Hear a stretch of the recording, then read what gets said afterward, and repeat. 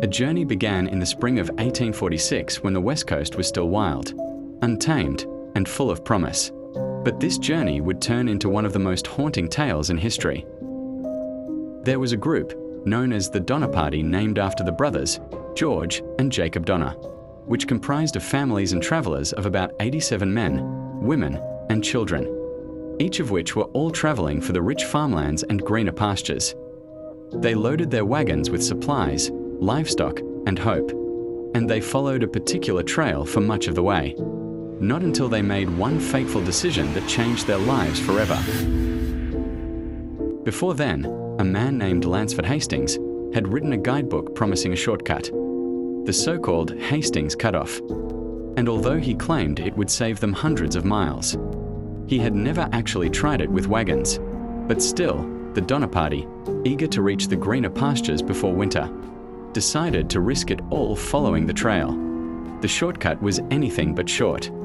It took them through the Wasatch Mountains, where they had to cut a road through dense forest, and across the blistering salt flats of the Great Basin, where water was scarce and animals collapsed in the heat. By the time they rejoined the main trail, they had lost weeks of precious time, and winter was fast approaching. In late October, they reached the Sierra Mountain, but an early snowstorm sealed the mountain passage shut, and then snow piled higher than their wagons. The Donner Party was trapped.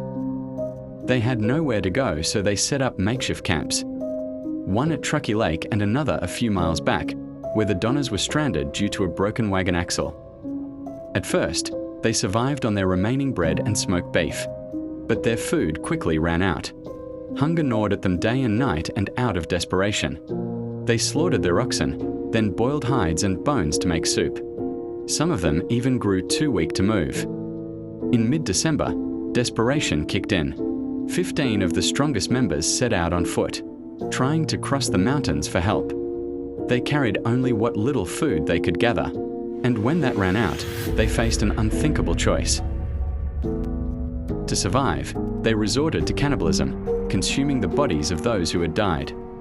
It was a nightmare no one could have imagined when the journey began. Finally, after weeks of struggling through snow and starvation, some of the forlorn hope reached a settlement and raised the alarm. Rescue parties began making their way into the mountains, but the rescuers came in just too slow.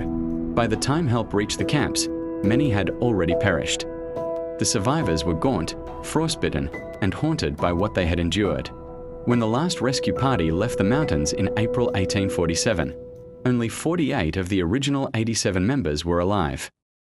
The story of the Donner Party was spread across like wildfire.